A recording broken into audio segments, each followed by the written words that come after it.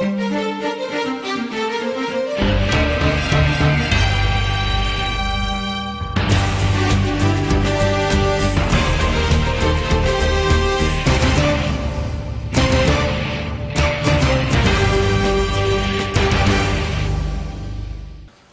before I begin, I'm just curious to know, before today, how many people in the audience had heard of Design Indaba? So a few of you. So you're probably wondering what the word Indaba means. It's the Zulu word for gathering. So it is a gathering of the design world.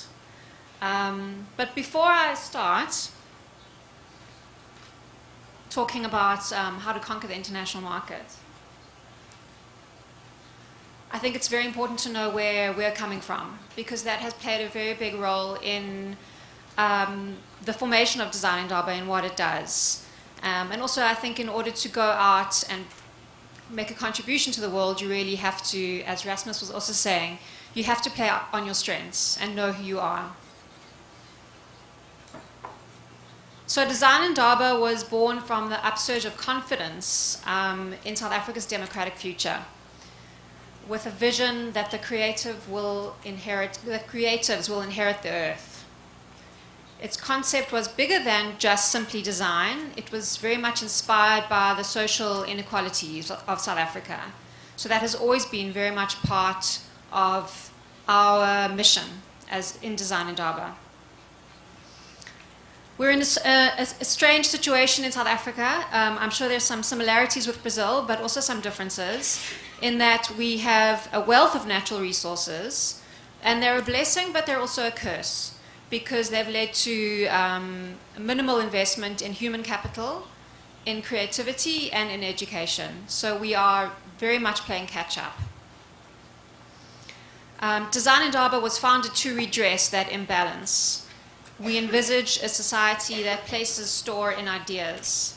And this is probably also a very good point to just to remind you that Design Indaba is a private company. A lot of people, I think, jump to the conclusion that we are an NGO or even a government-run institution. We are not at all. We are a for-profit company. We basically work to link the corporate sector to the creative world. We, in effect, I think sometimes do the work of what we hope our government will do, and probably, hopefully will do. So that's, I think, why there's a misconception. Since we were founded in 1995, which was a year after the first democratic elections in South Africa, we've been committed to the belief that creativity can fuel an economic revolution in South Africa. The country's political transformation showed us that even the most intractable problems, can't even speak English, can be neutralized by the will of the people. So Design Indaba draws on this can-do spirit through its belief in design and how it can help solve the problems faced by an emerging economy. And so I think that that's very much what we have to learn from each other, Brazil and South Africa. We believe that with the right support, a better future can be designed. So I'm going to show you a few kind of examples of design in South Africa that give you an idea of who we are as a people. It's difficult when you're doing something like this because you kind of tend to generalize. Nonetheless, it is quite helpful, and I think that you'll appreciate seeing some of the designs that have come out of the country. So as a people, South Africans are creative and immensely resourceful. And I think this is a huge similarity with Brazil. We make do with what we've got. So we recycle materials a lot. Making sculptural lights out of plastic bottles. That's a designer on the right there. His name is Heath Nash. He's done very well, locally and internationally. We are very famous for making bowls out of telephone wire. That's this incredible piece here on the left, made by a company called Zen Zulu, and bags out of cement sacks, the bottom right. We're inspired by the creative solutions that people come up with in order to get by. This hawker bench by Tonic Design Studio, which is based in Johannesburg, was based on the makeshift stalls that informal traders set up on the streets of South Africa. I think it's a very elegant design solution as well. Our shanty towns have inspired new use of materials and architectural styles in some of our more lavish suburbs. This house on the right is by an architect called Karen Smuts, and it won an international award for sustainability in architecture. This is a really interesting design by a local architect called Y Tsai. He's of Chinese origin, but he's South African. It's his solution to urban densification, especially in our poorer areas. So this design is, he calls it nested bunk beds. They can be used as stadium seating or a sleeping space for 5 people, and all just with the footprint of one bunk bed.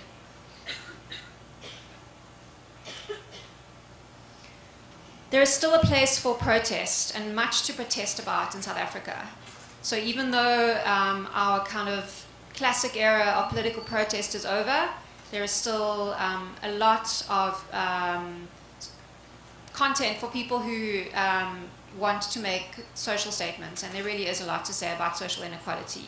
This series of street art is by one of our most well-known international street artists called Faith 47, who uses different sites around the city to make statements about social inequality, and they're always very site-specific.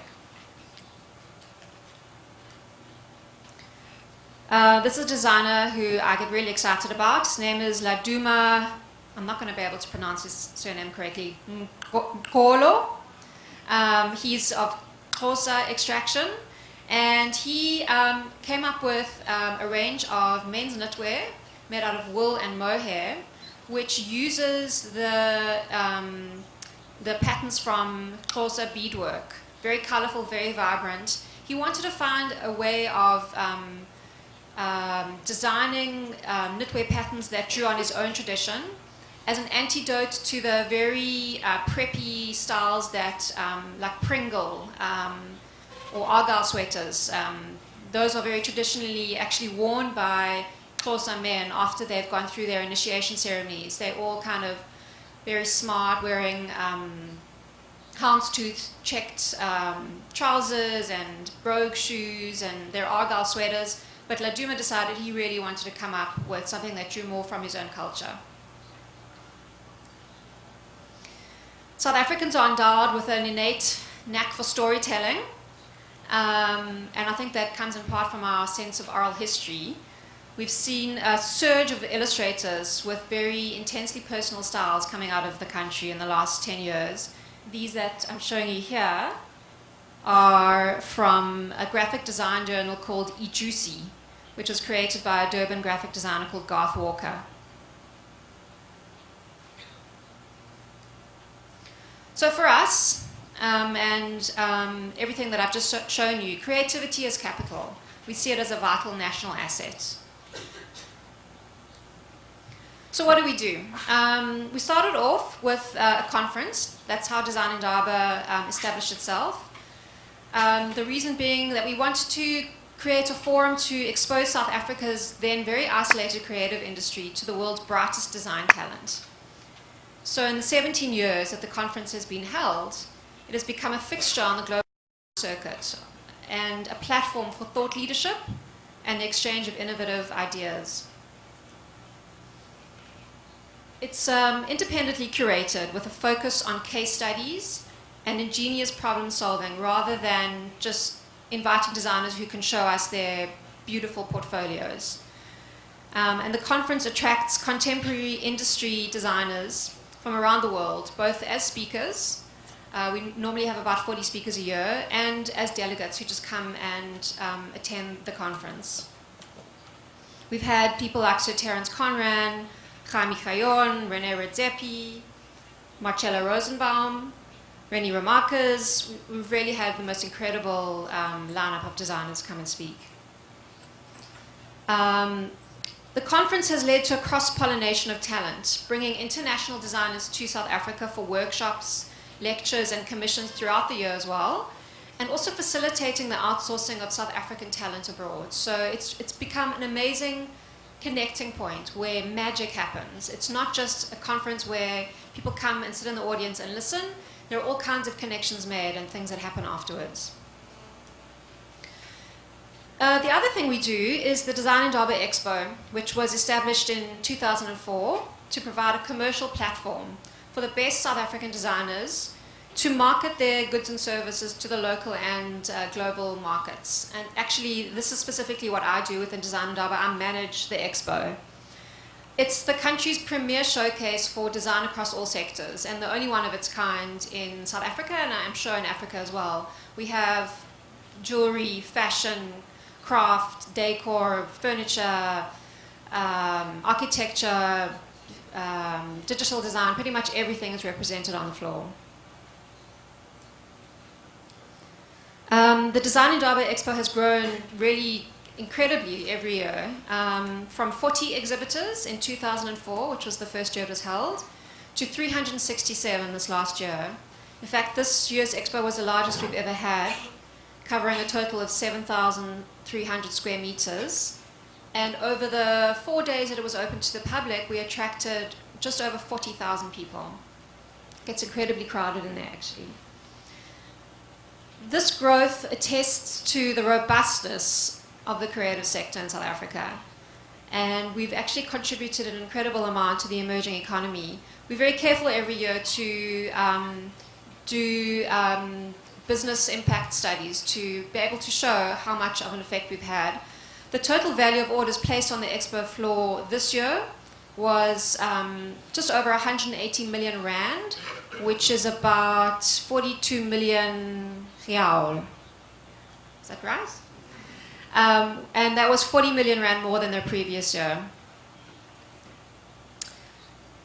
Apologies for the bad quality of this photograph, actually. We've started a film festival. We've been doing that for about 4 years now. Every year we look to innovate. We had a conference, then we had an expo, now we have a film festival. And as of this year, we had an electronic music festival. You've probably heard of Sonar, which is an electronic music festival in Barcelona. Well, we brought one night of it to Cape Town called The Taste of Sonar. We held it in the City Hall of Cape Town. It was incredibly successful. And next year we're going to have 2 nights. This is just a little video showing you, this gives you a summary of the whole event.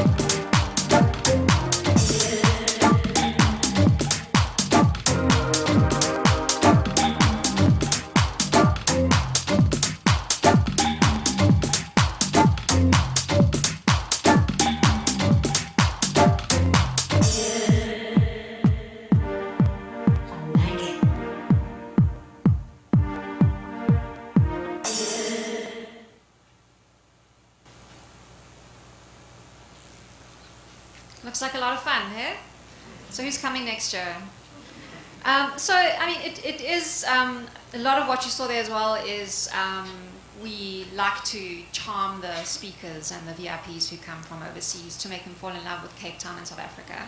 But it is also an incredibly stimulating, frenetic few days of activity, and not just for fun. What is it all for? Well, remember that economic revolution I spoke about earlier.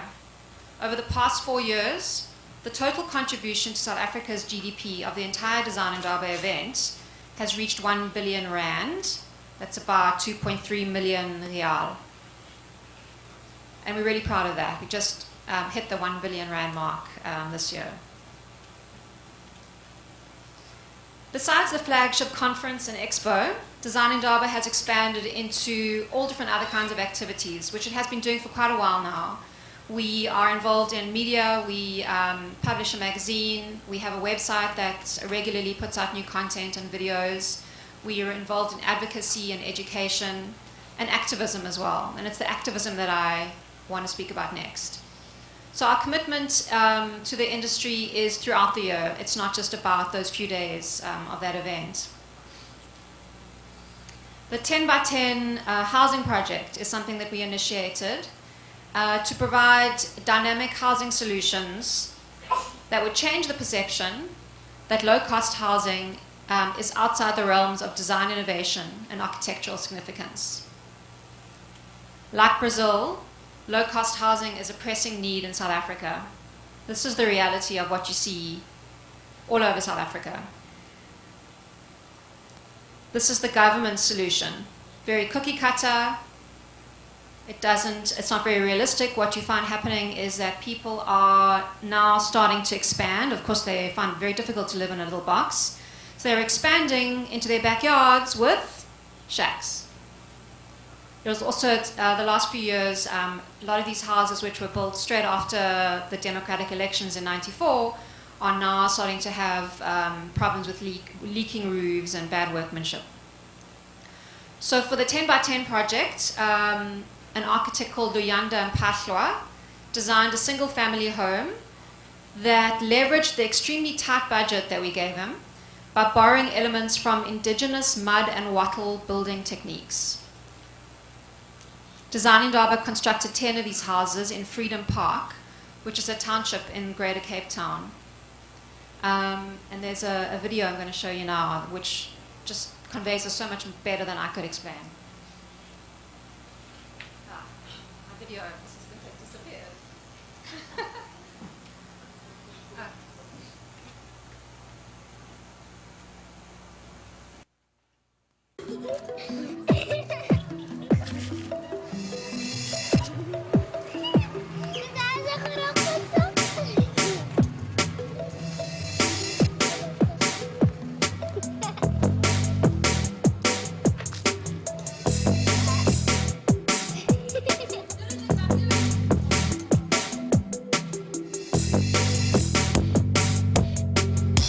Well, we are standing in Freedom Park in the 10 by 10 project that was initiated by Design Indaba, and I've got guest visitors from Shanghai, and we'll be showing them around and explaining to them the construction of this building, but also to explain the significance of doing a low-cost house using design as a means of improving the living conditions here, creating different buildings. You can see that there are other double-story buildings that have been built here, but we had an approach that they've got to be designed. There is excitement about the fact that design can play this role, and that Design Indaba initiated this, but me as an architect, I responded in a manner that seeks to solve the problem, not just now, but to say, how do we improve buildings? How do we engage the community? The gentleman who owns this house, he was not there every day, but he built here as well, and was part of the construction, filling in the sandbags, working with the contractor. And for me, that is an important thing, that architecture, design, community work together.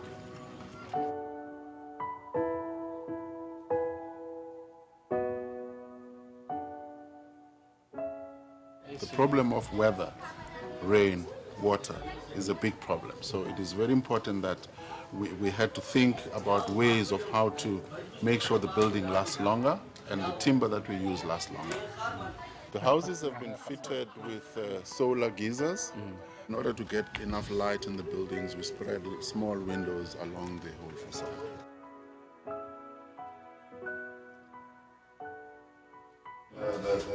The houses are not big, but I think for a family or for somebody who has lived in a shack for most of his life, the government is trying to provide houses, and these they got for free, and they put their own furniture, and they should do what they want. I filled in this competition, and then they drew my number, fortunately, so I was one of the lucky things.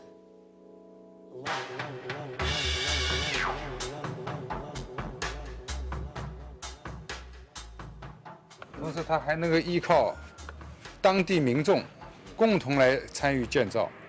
It's a very good idea that government combining local community together to build the new house.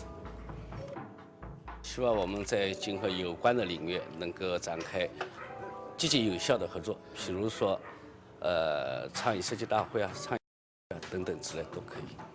So maybe in the near future we can cooperate working in the Shanghai for design Indaba meeting.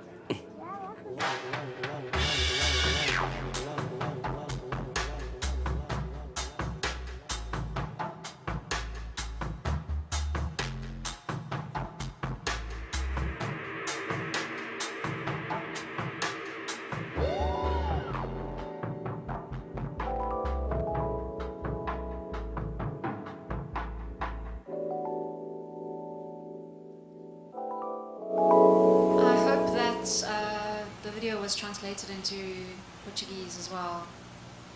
Otherwise, most of you probably didn't understand that. Okay.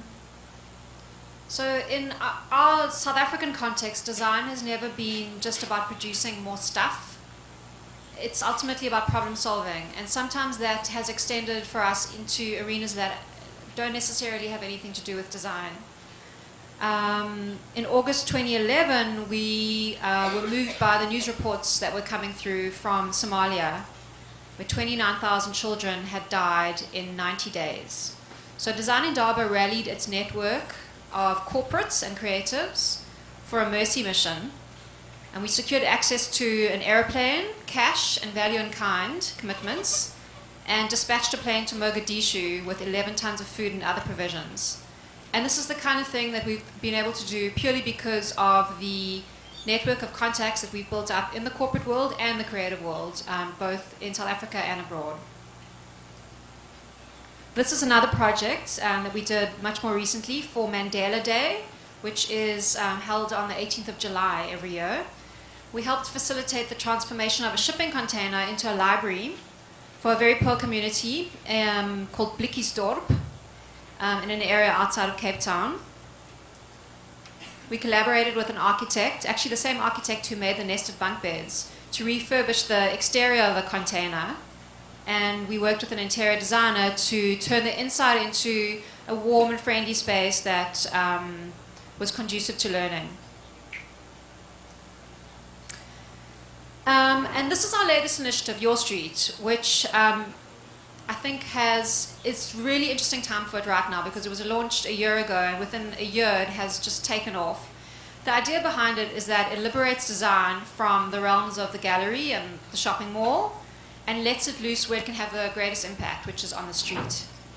It challenges city residents to come up with ideas to enhance and improve life on street level. And it does this by awarding cash prizes for the best ideas, but it can't just be an idea. It has to be an idea that comes with a business model and a plan for how it can be implemented. So it encourages the creative community to be more active in addressing social needs. We launched it, the first Your Street Challenge we launched in Cape Town in July last year as part of the celebrations of the city being shortlisted for the World Design Capital in 2014, which it has subsequently won. It was guided by the city's slogan of live design, transform life. Each of the winning projects identified a specific community in Cape Town in need of rejuvenation. These are the winners. They're a diverse group of creatives and social entrepreneurs. The winning project proposed transforming a deserted piece of land in the neighborhood of Kensington, also poor neighborhood in the outskirts of Cape Town, into a community space to get children off the street. So it included a new soccer pitch, a dance stage, and seating made from recycled plastic bottles collected by the community, which was then covered with cement.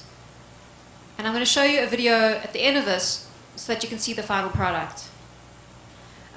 This is one of the runners-up. A group called Urban Mosaic proposed painting the exteriors of shacks with a fire-retardant paint.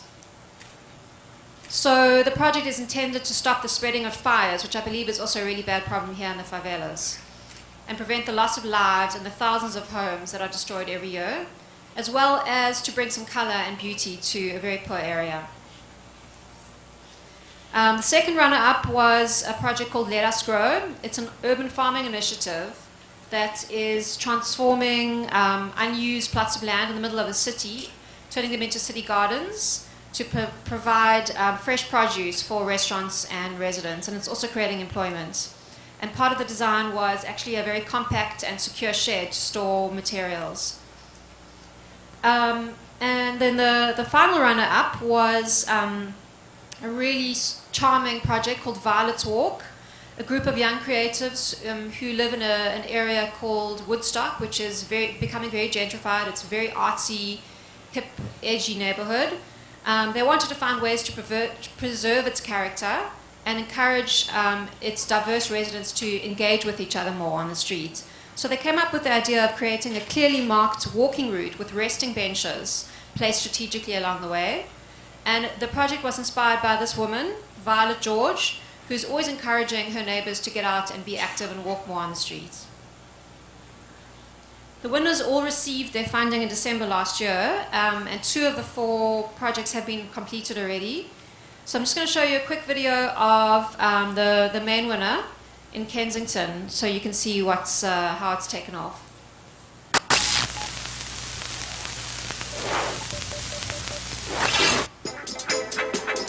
Zaga zaga zai zai zai zai zai zai. Ayo soundboy. We're here tonight for the Design Indaba Your Street competition, and it's the launch of the soccer field project that we've made. It's the first phase of an ongoing community development project for this public space. We want to make this whole space an entire recreational area for the community to enjoy. We were approached by the Design Indaba team, and it was an answer to prayer, basically to get involved and come on board with what they were involved in.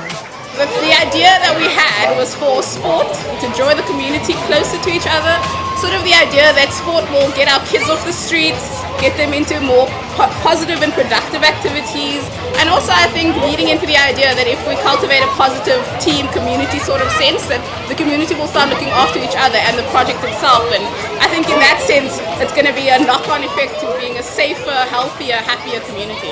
The main aim for our committee is to develop the recreation spaces in Kensington and Factorton, and we were wondering, especially for this area, how to develop this park in particular.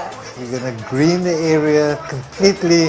We're going to build dry areas for people, and this ideas of creating an amphitheatre where it could possibly be a gathering place for community activities.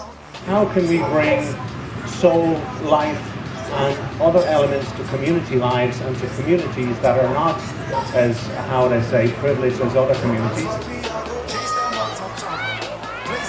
Tonight, Philips is going to be turning on their lights, and they've kindly donated us several solar floodlights. Light has a big impact on communities in terms of safety, in terms of their social cohesion and spending more time together, but also economically, because many of the sites are off-grid, and it means that people become less dependent on paraffin and candles, and there's a safety factor there. But longer term, there's a health and well-being. There's a healthier aspect to it, and there's a a very serious safety aspect for people moving around at night time in the darkness. What struck us the most in a very positive way was the fact that it's going to be all solar energy, the whole renewable, sustainable, recyclable bottle walls that's going to be built. The next phase is to start developing, we're starting to refine our actual bottle wall seating areas, community seating areas. We've refined our community dance floor where it's become more like almost like an amphitheater. And then phase 3 obviously would be the graffiti projects we're going to start incorporating into the actual benches itself. It's created a great awareness as well, especially amongst the children, because we're going to involve them in building the bottle wall and collecting the bottles for that. So that was the main aim, is to include the children especially.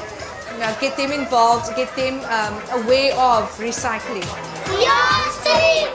You know, many years back, there was nothing in this area for us. But I'm grateful for the councillor to help us. It's not for me or for the councillor, but for the kids. And we say, Viva the children.